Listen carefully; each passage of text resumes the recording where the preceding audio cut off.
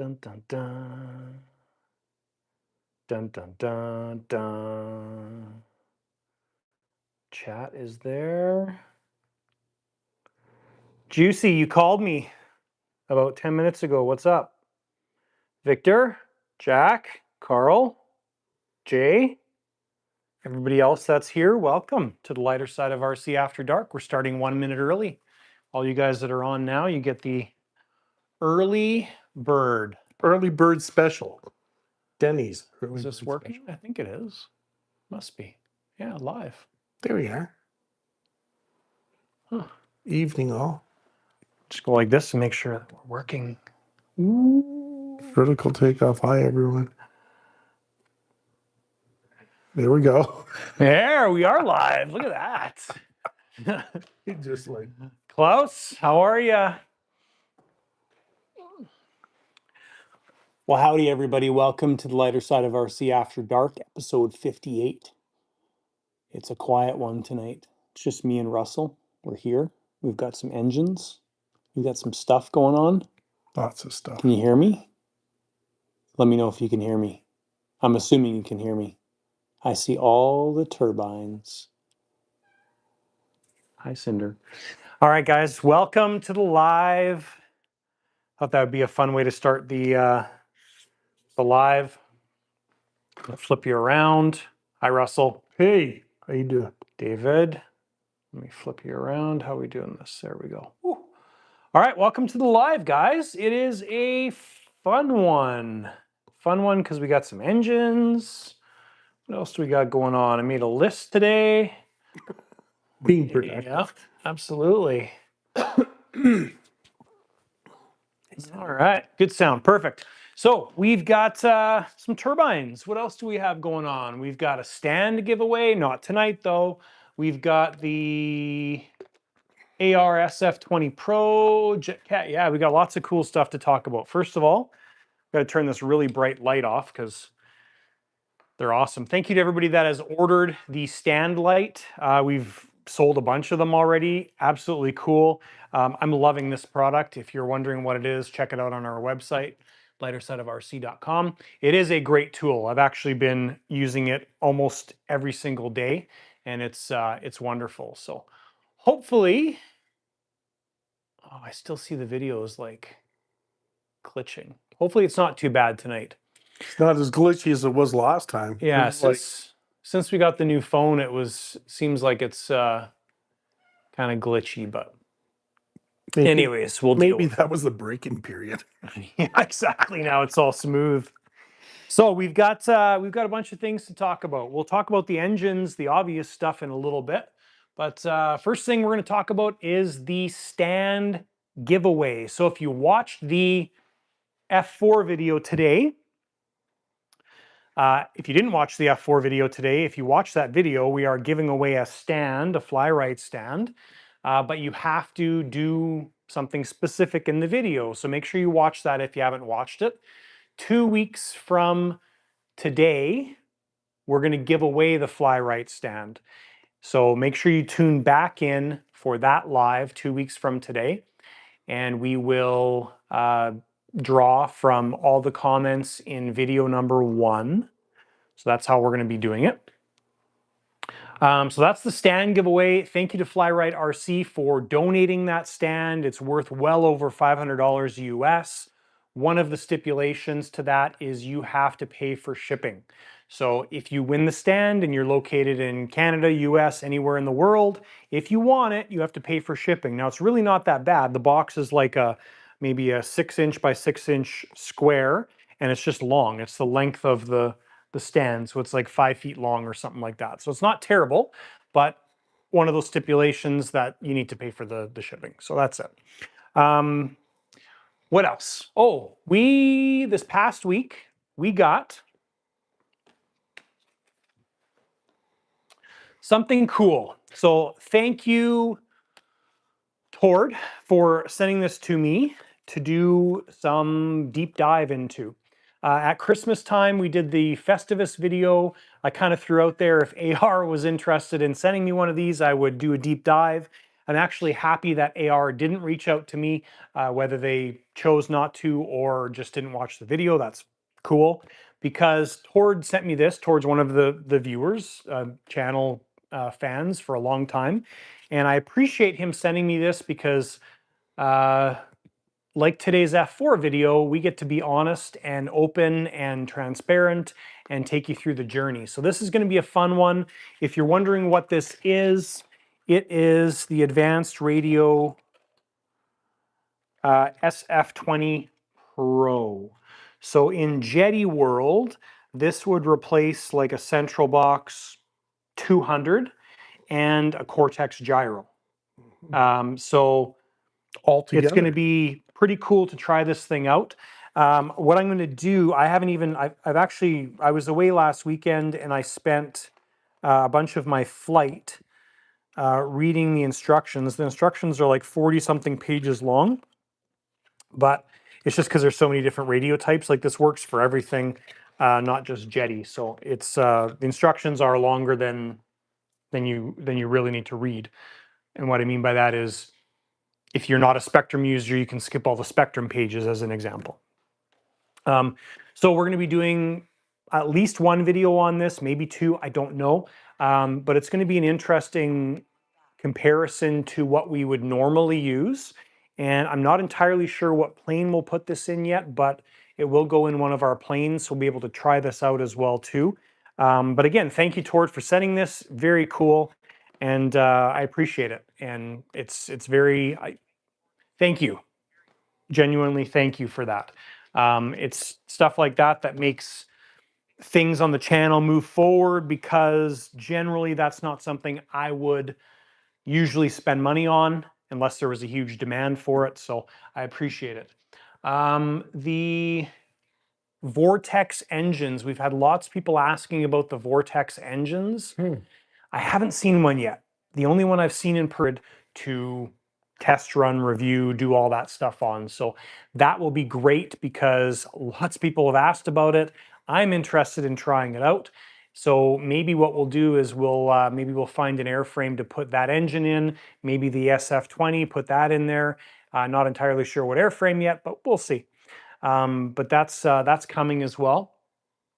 The JetCat 250 arrived Wednesday, something like that.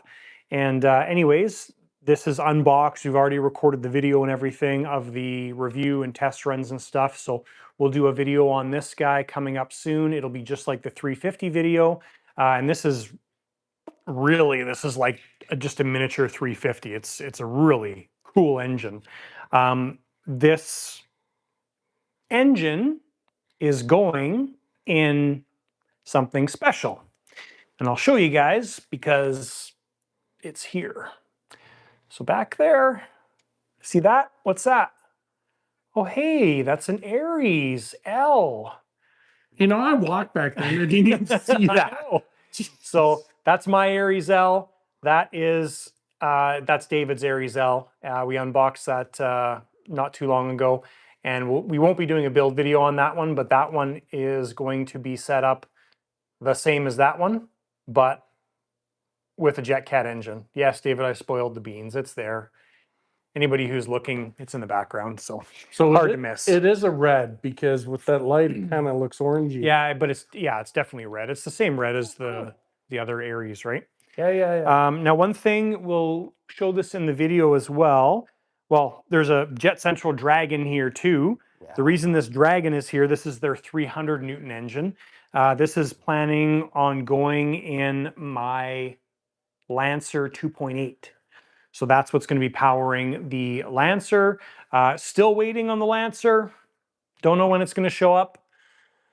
It's in Canada. It's, I think, sitting on the West Coast and still waiting. It's another one of those container things, huh? Yeah, there's been some bad weather, I think, on the West Coast. So I had intentions on getting it done and bringing it to Tucson at the end of March, but I don't think it's going to happen. That's not going to fly. So we'll do the maiden in Montana in June, or maybe around here, we'll see. But that's what this engine's for. And then, thank you, David, for that as well. And then we've got the Chicoy 240. The reason this one's sitting here is the Chicoy is going in a Falcon 2.4. At least that's the plan right now. That may change. But I have these sitting side by side because when you have them sitting like this, they look like they're crazy different size engines, but they're really not. It's very deceiving. Russ and I were talking about this before we started the live. Yeah. So if you line up the bottom of the case, It's about a good 1.5 inches, just about 2 inches there. yeah, which is that's just cone length, Yeah, right? that's it. The length of the bodies are almost It's identical. identical. Like the joint between the cover and the body is almost bang on exactly the same. The JetCat cover is a little bit bigger because there's a fuel pump underneath that Buried cover. in there. That's amazing. And then of course, yeah. And then That of is- course the starter's a little bit longer too. But yeah, so really they're very similar. Case width is the same. You'll see in the review video, this one's 1/2 pound heavier, but you've got obviously more tail cone material. Yeah, that will You've probably got make up a- stuff in the tail cone, like I don't know what the centerpiece is called, and then you've got all the fins that join everything together. Yeah, those are Victor. You know, versus that the Chicoys have nothing, right? There's nothing back there. So all that weight adds up. Sure You've got an aluminum case versus a stainless steel case. So that's the difference. When we weighed them, the fuel pump I put with the engine. So the fuel pump is That's a what you're getting zero. a lot, is between those metals there and Yeah. the extra there. I mean, and it's stainless yeah, steel. it's like 200 grams or Yeah. something like that. So That that would that do it. easily makes it up. Oh yeah, right? So- stainless steel's very. yeah. This thing tested amazing for output. Even before I ran this one, I actually ran the Dragon just to get like a gauge of where we're at. Yeah. And this thing is pretty crazy. So very cool engine. This came all the way from Australia. So literally on the other side of the world. That's halfway around Yeah. the world for us. So that's super cool. So that's the 250. That's all I had on my list. Yes. So we've been plugging away on the F4. It's actually very close. Likely will probably be done tomorrow, doing engine runs tomorrow. We're currently working on video 4. So video 1 was released today. Video 2 is just uploading to YouTube now. So channel members, probably tomorrow morning, you guys will be able to watch video 2. Video 2 is going to be spicy. Video 1 was already spicy. Some of the feedback has been fun. But video 2 will bring all of that feedback into full circle. And I'll share with you guys, because you're here on the After Dark, and I appreciate you being here. I'll share with you guys what video 2 is about. Video 3 was a lot of organizing. That's in editing right now. Video 4, we are filming right now and completing. So it's been fun. That's what the focus has been. The Aries Mini, the series actually starts Wednesday, this coming Wednesday, but the Mini's done. The Mini's already put away. I think I talked about that last live, I believe. I believe last live it was also done. Yeah, you said it would be done. Yeah. Yeah, so that's pretty much it. My what's that plane called? T-30. No, the little plane, the little Picarito. Perfect. Picarito's gone. We've done a little bit of reorganizing here. Did I put a label on the JetCat GSU? No, I didn't. But I should put a sticker on there. So the Falcon is now where the Picarito was. The Picarito's gone. And we have a brand new Aries there. So that one is ready to go. We've got we've got all the parts here except the fuel bag, waiting on Salim from Flight Composite Tech. That's a real nice the scheme fuel on that bags. one too. It is. It looks really nice. It's like the other one, but slightly different. Yeah, We'll I post like that. we'll That post is some really videos nice. and picture, or well, we'll post some pictures on Facebook and stuff when it's done. So dun dun dun. What else? Oh yeah, F4. So F4 is very much underway. The back end's all complete. So yesterday, bolted the back end on, horizontal stabs. this morning, took it all off because I wanted to put the pitot tube right there, which is what we did. So pitot tube is mounted. And Really good place for it. Gee. yeah, looks yeah, thank you, Russell. It actually is a really good spot for it. I was thinking, Really good. where the heck are we going to put this thing? It would be a nightmare to put it anywhere else, and that just worked out great. So we put all that back together. Engines are mounted, wings are done. Like we're literally done to the front section here. And today has been organizing all of the stuff. So we started off with redoing a bunch of our plumbing inside, and just are getting the electronics organized and getting the battery layout and everything organized. So very close to being able to bolt the nose on.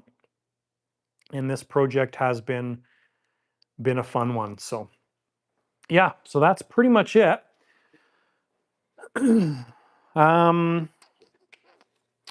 Yeah, so let's talk about video two. Stuff. Video two. You can let the cat out of the bag. Well, here's the thing.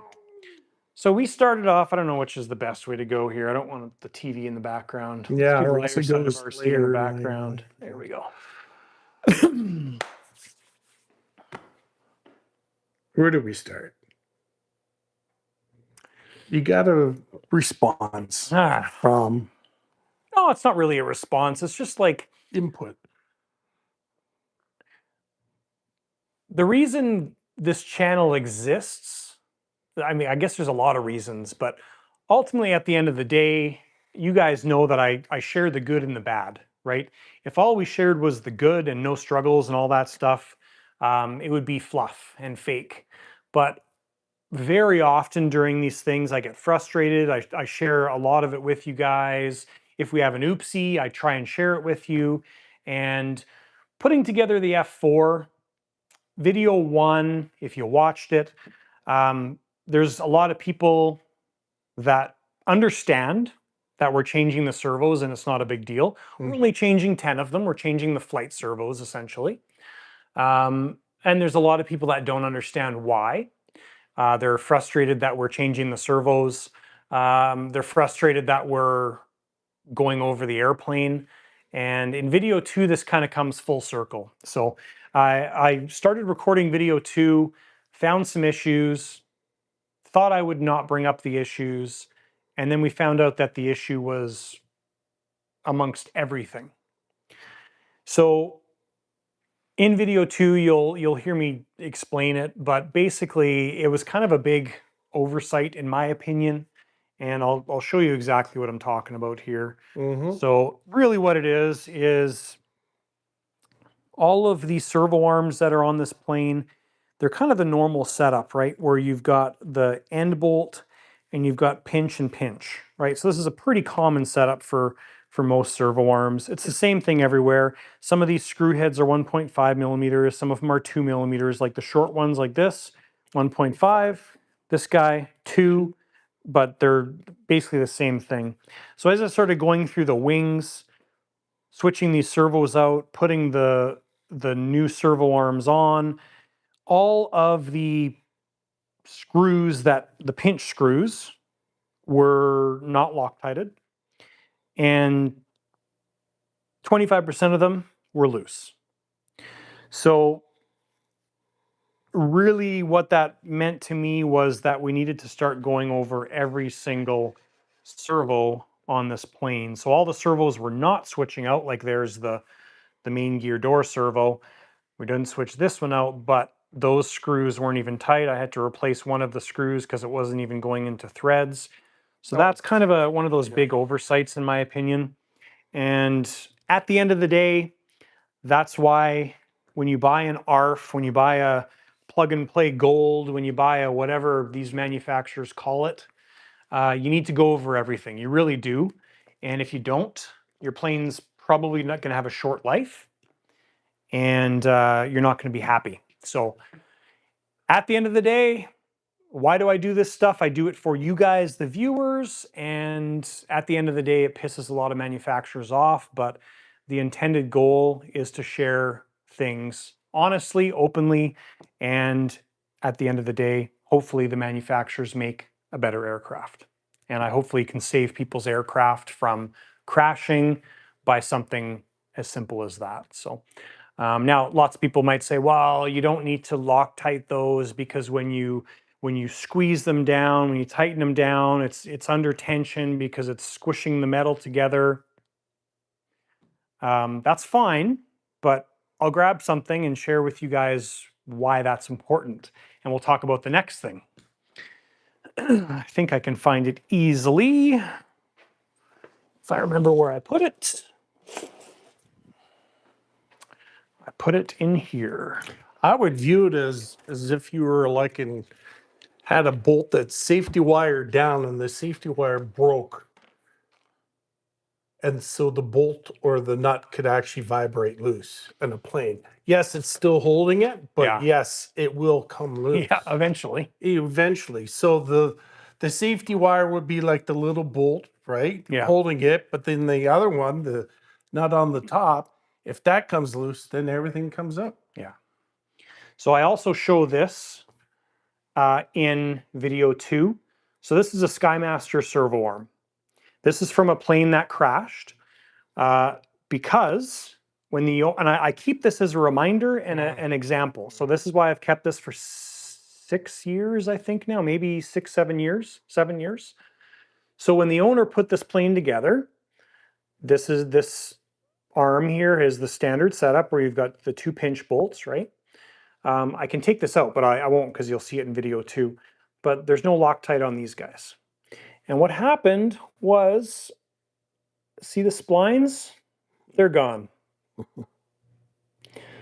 So when you don't Loctite those pinch bolts and the servo isn't a super accurate fit, that's what's going to happen. Now, it's not going to happen on an aileron surface. Probably not going to happen on an aileron surface, but a flap surface that's full deflection, lots of movement. Lots of pressure. Yeah, I mean, For a lots long of pressure. period of Exactly. time. Exactly. So, Like, you know, it can be a scary thing, and it's so important to go over every little detail about your aircraft.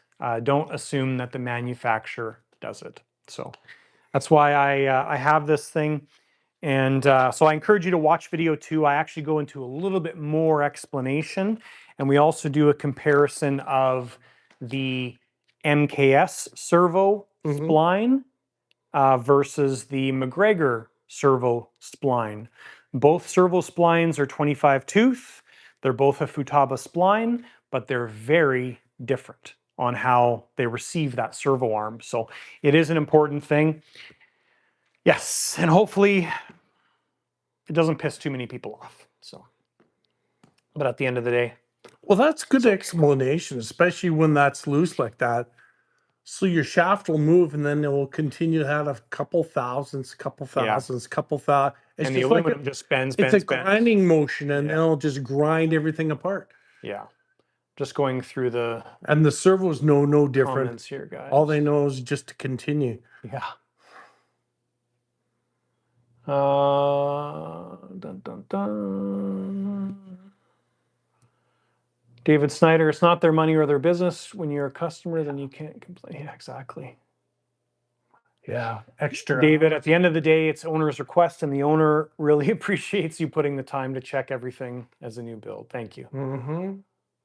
Hours of extra work can Perfect. give you years of extra life. Yeah. Yeah, that's right. Absolutely. Awesome. Thanks, guys. Yeah, so that's the nuts and bolts about the F4. Everything else has been great. I added a little bit of a reinforcement on the wood structure in the flap and air brake servos. I can show you that, but you'll see it in video 2. That's not really a big deal. I did it as a just because. While you were in there, right? Yeah, and then the other thing was the fuel system was a little bit lackluster. So we took all the clunks out, redid the clunks, redid the fuel tubing or some of the fuel tubing, took the zip ties off the UATs where the lines go on, safety wired it. So those are just some of the stuff on what we changed. Expand on the fuel clunk setup. Yeah. So basically the with the CARF aircraft, you pretty much are stuck with their stock fittings. So you've got the CARF pink 6mm Festo fitting, which is totally fine. The 90-degree vent fitting on the top, those weren't tight. So if you were just getting this aircraft and not putting if you're getting the aircraft, putting your engines in and assuming everything to work, when I took the tanks out, I took those with my hands and just undid them. So they weren't even like remotely tight. Yeah, that's not so that's the first two external things. There was a bunch of dust and crap in the tanks. So we cleaned that out. When I pulled the clunks out, the clunks are, number one, they were using small, what's the yellow tube, Tygon? Yeah, Tygon. Yeah, so they're using small Tygon tubing, small, I give you all the measurements in the Small video. diameter too. Small diameter. Oh, that's not good. Especially for a 240. Yeah, small diameter metal in the center because there's a center baffle in these tanks, so it's a small diameter metal tube in the center. Yeah. Like outside diameter was like 3mm, so pretty small, a brass tube. It's only 2. And then the clunk was the Virilison or the whatever the felt clunks that they use. So the clunk I don't have a problem with, but with a 240 size engine, I think it's a little bit, all of that's fairly undersized. So we ended up going with BVM high flow clear tube like Virilison polytube or whatever it's called. Yeah. We used a 5.6mm outside diameter tube for the center, the brass tube, and then went with a DreamWorks high flow clunk, the big heavy clunk. So just a way less restrictive setup on the clunks. When I redid one of the clunks, took the original clunk and you just blow through it, the stock clunk is like 200% more restrictive than the other clunk. So all that stuff makes a difference in fuel flow with the 240. Now on something like this, the fuel lines are pretty short. There's a tank here, and then you've got your center tank, which is right here. So this, or the rear tank. The rear tank, obviously the tubes are a little bit longer. So, you want to try and minimize that stuff as much as possible. UATs are right here. Fuel pumps are right there. So very short lines to the fuel pumps, like we're 8 inches, 10 inches, something like that. Obviously the fuel outlines going to the turbines, very short, like 1.5 feet, a foot. So that's all good stuff. And yeah, I mean, you want to give your plane the best fighting chance possible, which I think we've done. The setup is now what we would normally do. So yeah, so happy with that now. And but yeah, other than that stuff, everything's been good. There's quite a few light controllers on there. I just noticed. Well, you got Afterburner 1, Afterburner 2, lighting controller. Right. Because there's 2 rings, right? You're dealing with the guy who's not educated in Afterburner. The reinforcement that we did here on the servo stuff is right there. So the reason I did this is because there's a doubler here and a doubler there, and there's about 1/4 to 1/2 inch in the center where there's no structure or no doubler. So there's just a layer of call it 1/8 plywood holding all that together. So it's probably fine. Obviously, lots of planes are flying like that. But if you have your flaps down and not the air brake, before we did this, if you put pressure on one of these items, this whole thing would be bending. That's not good. So now with this reinforcement installed, there's zero bending, right? That took care of everything. So now it's like an I-beam because you've got that piece of wood glued to your top wing structure plus this structure, so it's nice and rigid.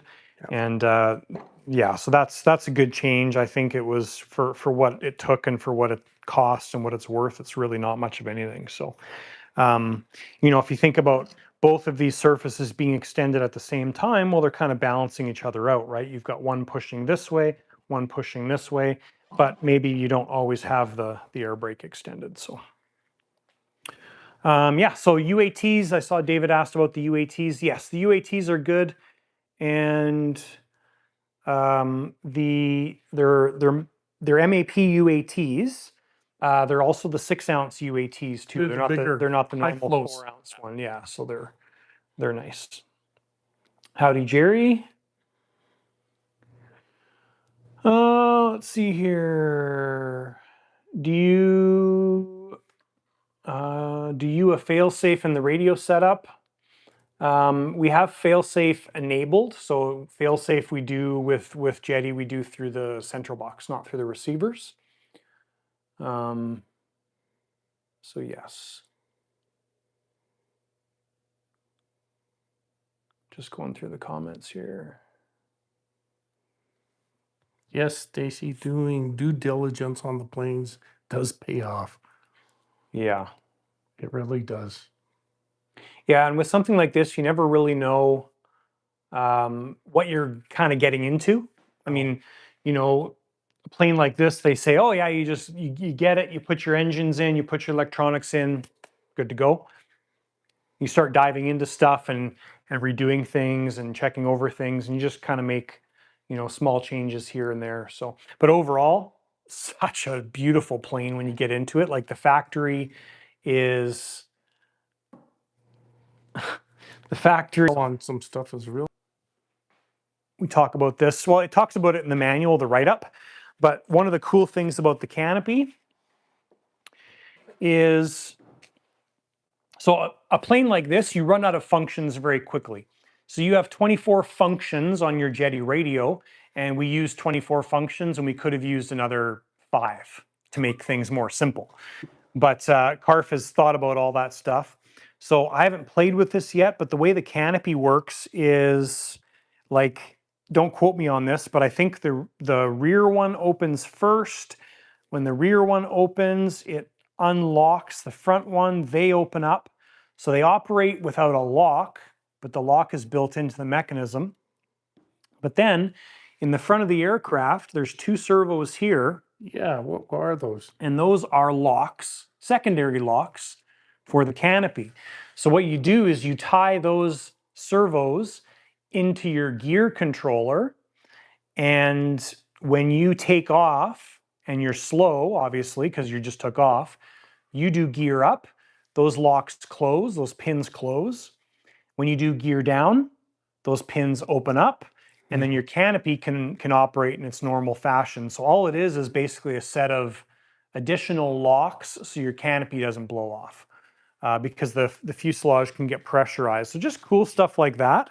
Really well thought out. They put the voltage controllers, voltage regulators before all the linear actuators, which is also great. We talk about that in video number 1. So you've got a linear actuator for each canopy. You've got a linear actuator for the tail hook. And all of those have voltage regulators on them. So just cool stuff, just beautiful. I mean, the amount of construction and pre-doneness and quality and everything is just amazing. So yeah, it is a really, really nice aircraft. Aside from all the little things, it's gorgeous. So all right. Whew, time is just ripping by. Yeah, they're talking about servos. All right, so I'm just going to go through the 17 millisecond settings. Did you label David Jetcat GSU? Not yet. I don't have David Jetcat's GSU. It's with him. Love your videos. Trusty number 19. Congratulations. And I'll be rooting for gold tomorrow. Bright and early, I believe. Canada plays. Is it Canada and the US playing for hockey? Yeah, I do believe it is. I know Canada is. I'll be sleeping, so. I will be too. Carl asked, you set your output period for 10 milliseconds? No, I set it for 11. 11. That's 11 is what we use. If you view jerky behavior on the servos, do you increase the output period on the central box? I've seen the jerky behavior on some servos, but the servos that we use, I've never had that issue.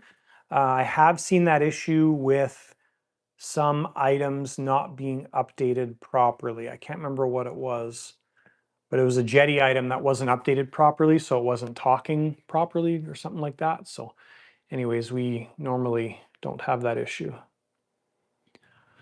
But I have seen that with JR servos. That's the other one that we've had that with. So Oh, JR and Jetty. I've had the JR servos. I think it was their 2K servos be really jittery. So they still work in flight, but it's just like dunk dunk. It's almost like it's got like notches. lines or notches. Yeah, that's the best way to put it. Old school. Yeah. Future jet cats will not have GSU included. What I'm getting at is don't trust what it says. Yes. I have 11 ms on my Rebel Max. Perfect. Yeah. Yeah, and make sure you don't have anything set to auto, right? You always want to have the output period set. Yep. Yes, we do have, excuse me, because we have 2 jet cats now, one in the Aries XL, and this one, we now have a GSU. So all the jet cat turbines in the future, we might have a few coming, won't have a GSU. You never know. They make good stuff. It's just harder to get out here. That's well, I think it's getting easier. there's a pretty big waiting list, I believe, for the 250s right now. I won't say how long it very is. popular size engine. If you flip the foam over that the SF20 is sitting on, it is a hush box. Oh, that's cool. Huh, let's look at that. Oh, yeah. Dang. Is that ever cool? That's built specifically. It totally is. Wow. Look at that. That's thinking that's not all that hard, but boy, that's smart. Wow. That's really smart. AR. So it gets shipped to you like this. And you can use it. And you just take it and flip it over, and look at that. Everything just lines up like it was designed. Well, it is designed for it, but that is cool. Get rid of any electrical interference. Any vibration. Vibrational interference. Harmonic interference. Yeah. That's very cool. Thank you for that. I didn't. That is no really idea. Cool. Now I can't put that back in the box. That's okay.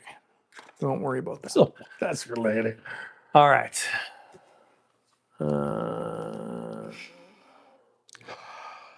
Good catch on the servo horns. Thank you, Craig. You are late. There you go. Yes, Carl. Yeah, you need to update the 900 and all your stuff, right? You want to make sure you do that. Yeah, keep it fresh. Mm-hmm.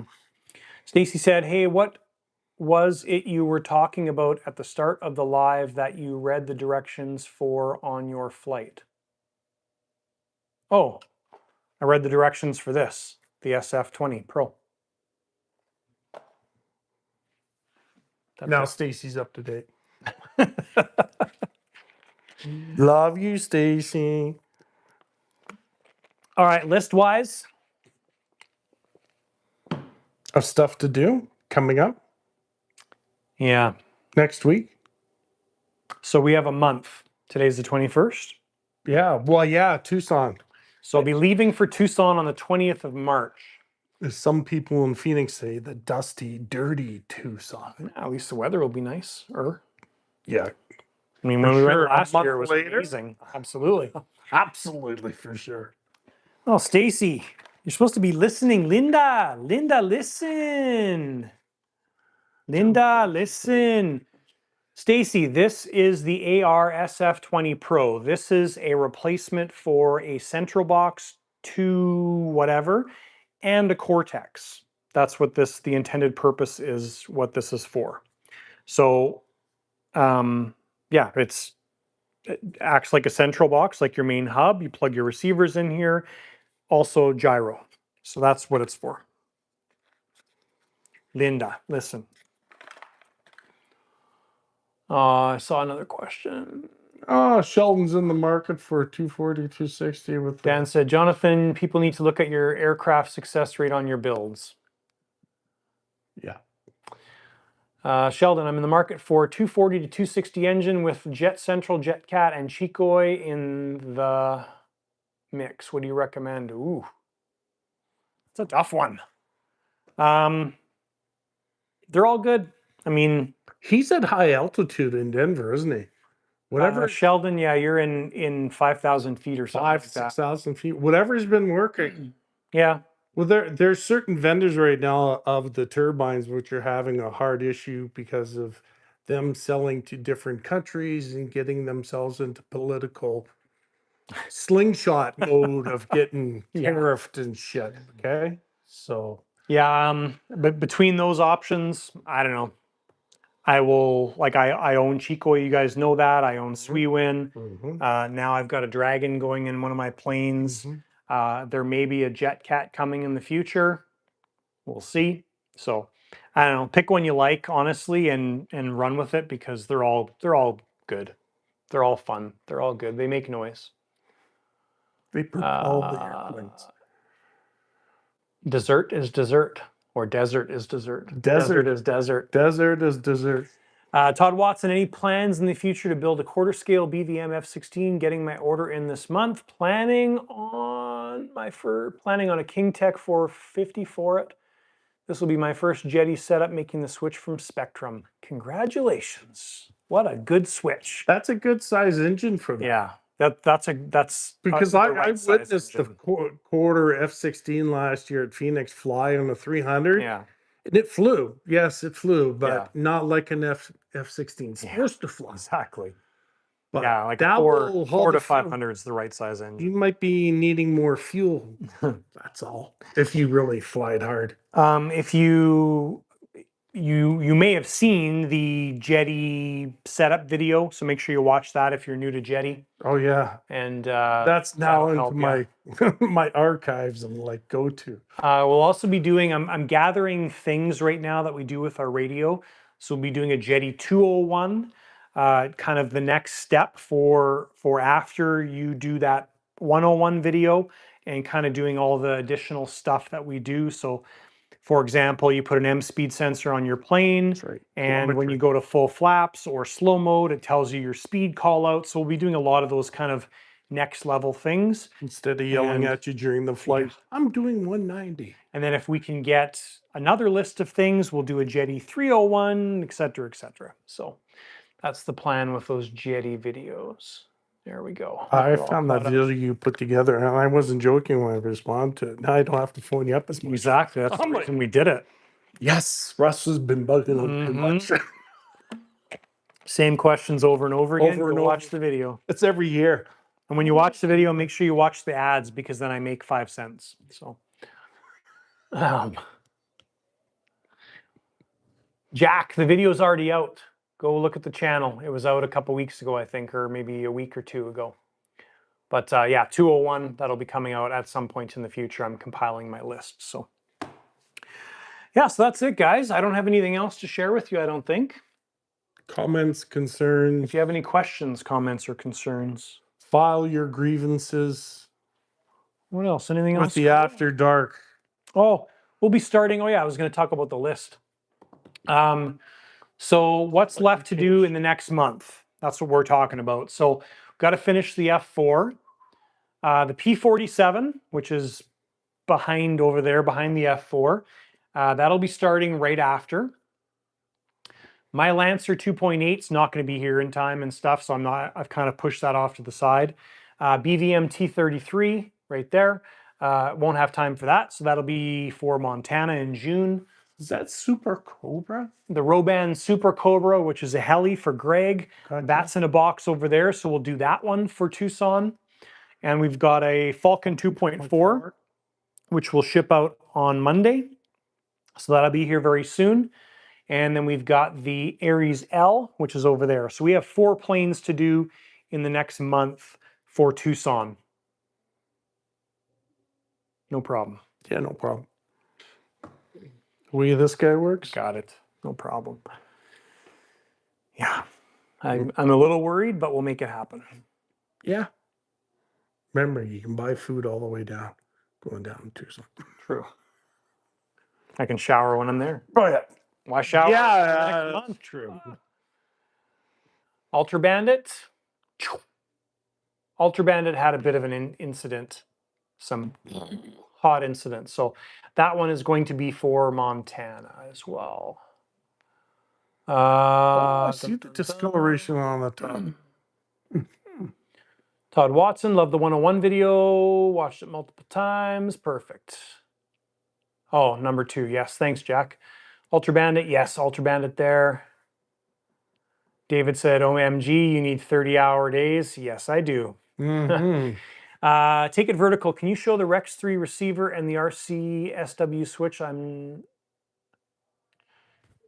Yeah, so the Rex 3s.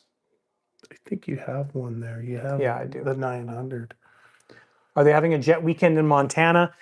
No, we're not yet. I don't know if, so jets have been approved. Turbines have been approved to still fly at the field. I don't know if I want to put the motion in to have an official event, because that means then I would need to organize it. And I don't know if I'm really interested in that. Got time. I think Yes. more in that. Yeah. So the Rex 3s, right there. So the Rex 3s are not available in North America. These are European version. these are not approved for use in the US. Yeah. So anyways, you won't be able to get these in North America. If you go to a different dealer outside of North America, you'll be able to get these. Because they are on their website. So the thing is, if, let's just say Jetty, if Jetty wanted this to be approved in North America, they would have to go and spend a crap load of money with the FCC. That's right. Just for this one receiver, and they would probably have to sell, I don't know, 100,000 receivers to actually pay for the FCC testing for just that receiver. So can you use these? Yes. Are they approved? No. They operate the same as a Rex 7. So, but that's what the Rex 3 is. So you just have to get them from a different source. Isn't that also the same with that little on-off receiver too? That's only kind of, or is that? No, the RCSWs you can get at AeroPanda. Oh, good. So they're over here now. Good. And you can also get the RC SP10s, which is the little on-off switch with no antennas, but it's got the MPX in and out for the single battery setups on like a sub 2 meter plane. So yeah, that's available at AeroPanda. So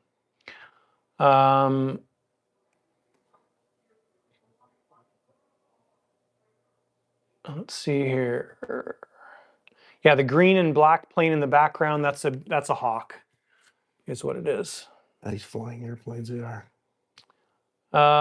Close to the official Montana Jets website may be taken down soon, just not needed. Yes. I have a Rex 3 antenna 20 in my Rebel Max, but got them in the EU. Exactly. That's where you need to get them. So perfect. There we go. We're caught up. Whew. 10 minutes under the bell. You get paid to the top of the hour. Yep. You guys got 10 more minutes. Questions?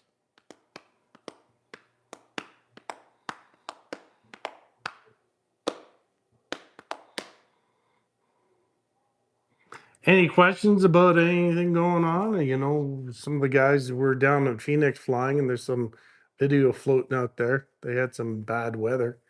Yeah, Tucson, not Tucson, Speed World. Speed World. Speed World, yeah, Phoenix. crappy weather this week. So there was, I think, only a couple days of good flying there. Yeah. Yeah, they had rain at the beginning, like Monday, Tuesday, into Wednesday. Mm-hmm. And then it was cool. A lot of guys were walking around with full-length coats on. So when we go to Tucson in the month, it's going to be beautiful and balmy and warm. Pack your SPF 30. Yep. Oh, at least and dusty and sweaty and fly. Yeah, that's all the characteristics Jet of the fly. Yeah, exactly. jellies. And also, you know, cacti in the background. Afterburner 666 How are you heating and cooling your shop? Well, since we're in Canada, really don't have to worry about the cooling aspect of everything. Our warmest day in the summertime is like mid 80s for you if you're American. Like 30, 35 is the warmest it gets in Celsius. Heating the shop, definitely needed. So right now it's like minus 18 degrees Celsius outside, I think. Yeah, It's cold. it was 16 2 hours ago. Yeah. Yeah. 2 days ago it was minus, when I started my truck in the morning, it was minus 30 Celsius. It was brutal. So we definitely need to heat the shop. We've got a boiler for heating all of our slabs. So there's a boiler in the mechanical room. The basement slab is heated, and then that also heats the shop in here. So that's how it's heated. So See, no forced air, no I walk furnaces or around in anything. socks, man. It's nice. Yeah, when it's cold out, you can lie on the floor, and it's like, oh yeah, it's amazing. Yeah, it's another place to sleep. So yes, we definitely need to heat the shop. Carl, let's see. Can you explain the Cortex Pro setup in the mini Aries with the Rex 12? I can. Russell, are you going to make it to Tucson? Well, I'm thinking about it. There we go. Really. Gonna see if I drag my son down there. He got nothing to do before he gets back into work. When do we get a peek at the T1 Raptor? Well, when the F4 Phantom is done and that takes the Raptor's place in the storage unit, then you'll be able to see the F22. So probably next week. Tucson to say hi. Who's this? Take a vertical flight. When Yeah, you're- we'll be going through Tucson. I mean Utah. When are your prop plane builds coming back into the mix? So the Corsair that's over there, my Corsair is going to be built at the same time as another Corsair that's coming for Stacy, and we're just going to do those at the same time. So probably during the summertime is when those will get done. I really want to fly my Corsair this year, so Does that's Stacy the goal. come with servos in it?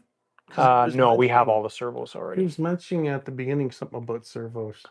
What port do you use on the Centrobox 310 to get my KingTech telemetry module data from?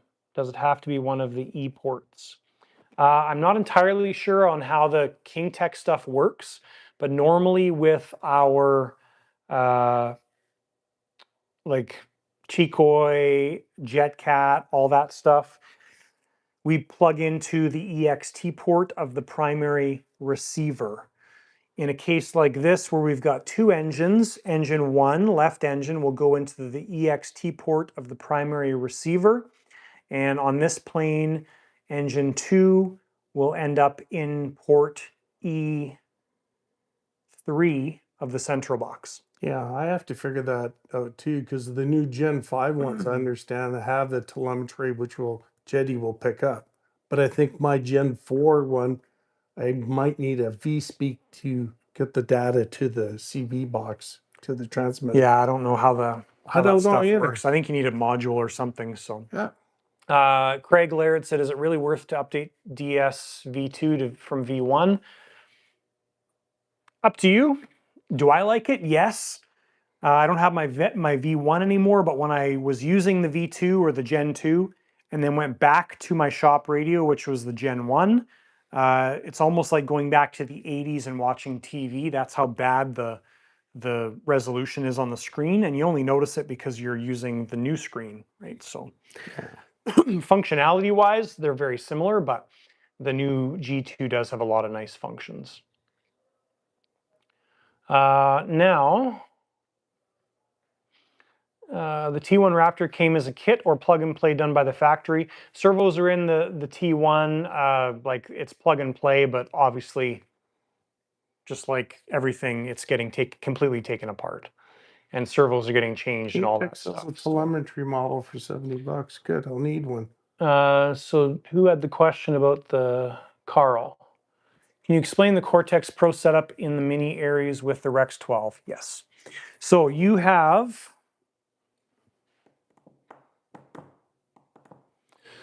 I don't have the items to show you, but I can show you on a Cortex. So generally when you set up a scenario like this with Central Box and Cortex, you plug your receiver into port A, and for programming, port 6 goes to your central box. And then when you're done teaching it that it's using Jetty, you go to port B, teach your stick movements.